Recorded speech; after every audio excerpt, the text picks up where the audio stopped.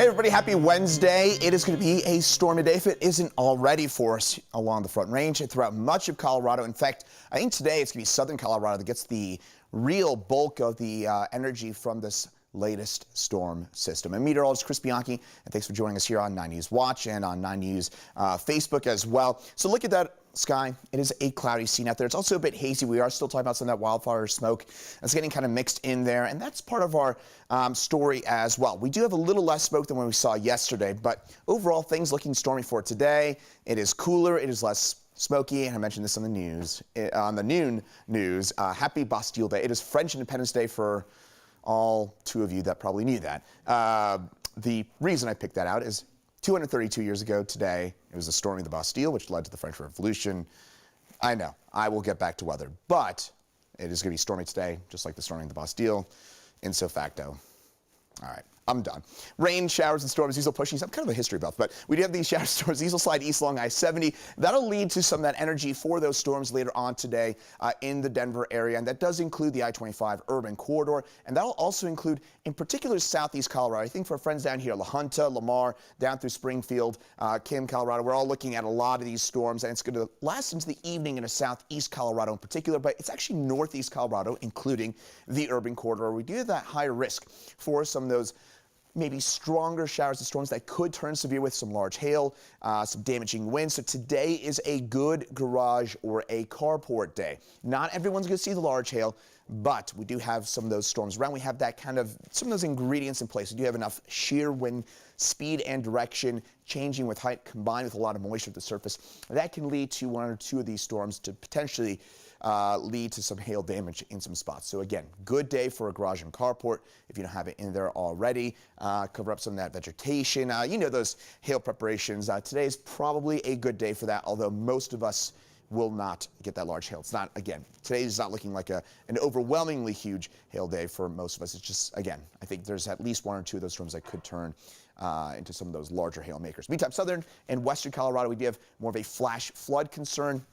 And I want to emphasize this is not just for the burn scars today. This is going to be for a lot of areas that just have seen a lot of that rainfall over the last few days. And also, that does include the Glenwood Canyon I-70 corridor, which had a closure yesterday. We're probably going to see another closure today. I'm just going to tell you that now. We're probably looking at another closure. So if you haven't already crossed the I-70 Glenwood Canyon area, you might want to, unfortunately, plan on that awful detour up through Steamboat. Now, meantime, forecast later on today, we do have a couple of these lines of stronger showers, storms. These will push east. Main time window for Denver in the urban corridor. Our model here is probably a little later than what I'm thinking. I think we're looking more 3 to 6. 4 to 6, kind of that time window for the Denver urban corridor area. Then we'll push these showers and storms off to the east. Eastern plains get those storms, again, probably maybe 6, 7, 8 o'clock as you get east of Denver. And then southeast Colorado, we're going to hold on to these storms out this way for quite a while. So it's going to be a rainy and perhaps stormy night for our friends out this way. And then southern Colorado, the San Luis Valley on east through the Wet Mountains, Levada Pass on east into Pueblo. We're going to see those storms out this way, again, potentially through the nighttime hours as well. So it could be a bit more of an overnight rainy, stormy setup for us here in southern and southeastern Colorado. Denver will clear on up probably by about 7, 8 o'clock or so at the latest. Now, closer look in here at the Denver metro area, and we do have those showers and storms. Again, one or two of these will turn severe. Notice how our model there by Fort Morgan on the right-hand side of your screen does pop up one or two of these stronger storms. Not everyone's going to see a large hail maker. Not everyone's going to get damaging wind gusts, but we do have those ingredients in place that, again, just kind of keeping an extra eye that we do potentially see some stronger storms in around the urban corridor. And then we'll clear things on up. Again, by late tonight, we'll be long done with these storms. These will be well off to our south and east, at least in Denver specifically. Now, don't pay attention to the exact numbers.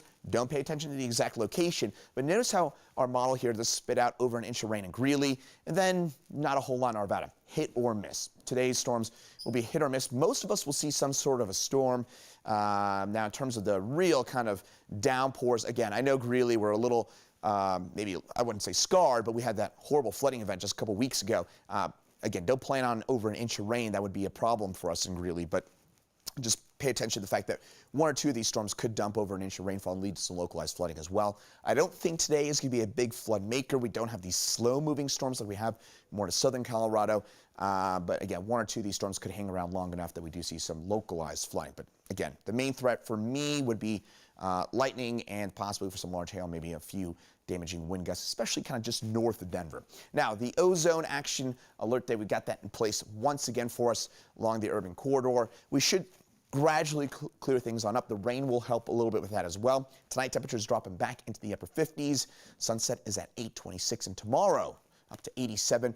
We still have some storms around for your day tomorrow, but I think those storms will be more isolated tomorrow than today. Tomorrow looks a tick drier. The bulk of the energy goes east of us, so we have storms around. Don't get me wrong, but it's just not going to be as stormy as what we're looking at for your day today. So I'll step out of the way so you take a look at that forecast for tomorrow. Again, we do have storms around, but you might notice they're just not going to be as widespread as what we're looking for your day today. So we have storms around, just not as widespread as today. I think today most everyone's going to see a storm that does include us in the urban corridor. It's just tomorrow, again, more of our typical. And in fact, by the way, tomorrow, speaking of typical, this is smack dab where we should be for this time of year. For the middle of July, we're normally at 87 degrees.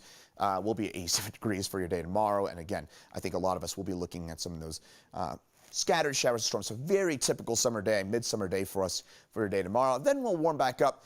Low to mid-90s for us Saturday and Sunday before those storms, isolated storms, return for early next week. Temperatures upper 80s, low 90s. And with that high pressure area kind of just skipping around the southwest, that'll keep us on the drier and warmer side, and that does include us for the upcoming weekend. Scattered storms for us both days. I think maybe a slightly better chance on your Sunday rather than your Saturday. Both days should be dry for most. Thanks for joining us here on 9 News Watch and on 9 News' Facebook page. Have a great rest of your day. Stay safe from the storms, and we'll see you again here tomorrow.